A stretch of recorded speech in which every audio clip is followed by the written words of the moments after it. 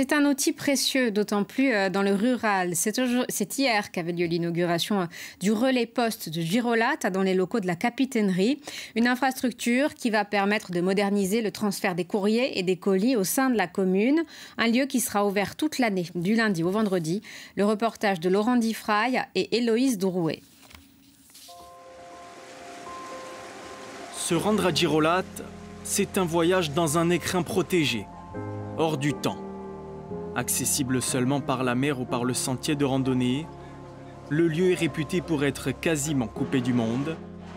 Mais depuis hier, il bénéficie d'un point relais de la Poste, inauguré dans les locaux de la capitainerie. Un outil précieux et nécessaire pour garder le lien avec le reste du territoire. C'est un lieu magnifique, c'est probablement une des plus belles régions de Corse, effectivement, mais c'est un lieu très enclavé. Et nous devions effectivement travailler sur un triple défi. Le défi citoyen, le défi économique et surtout le défi du lien social. Et donc c'est pour ça que nous avons agi pour pouvoir créer ce relais poste de Paris. C'est d'abord servir les habitants de la commune et notamment les habitants à l'année de la commune, mais c'est aussi effectivement trouver des solutions pour les touristes et les visiteurs de passage. Le relais sera ouvert toute l'année donc, été comme hiver, du lundi au vendredi. Les lettres et colis récupérés à Porto seront acheminés par bateau jusqu'à Girolata et distribués ensuite par les membres de la capitainerie. Le fruit d'un travail de près d'un an entre la Poste et la mairie d'Osagne, la commune dont dépend Girolata. C'est-à-dire qu'il nous permet d'adapter mieux le service aux réalités du courrier d'aujourd'hui, qui est fait par des colis. Donc le transport pédestre, par voie pédestre, devenait de plus en plus inadapté.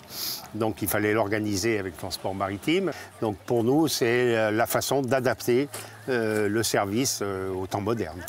Et pour garder la mémoire de ces postiers d'antan, un hommage a été rendu à Guy Ceccaldi, le plus connu des facteurs insulaires, disparu en 2017. Entre 1986 et 2006, il arpentait quotidiennement les 15 km de sentier pendant près de 5 heures pour acheminer le courrier aux habitants.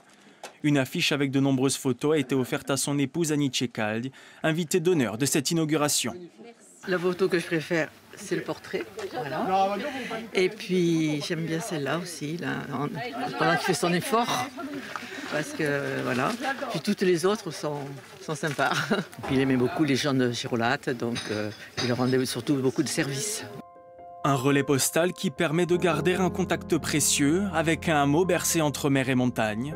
Girolata isolé, mais lié à la Corse, plus que jamais.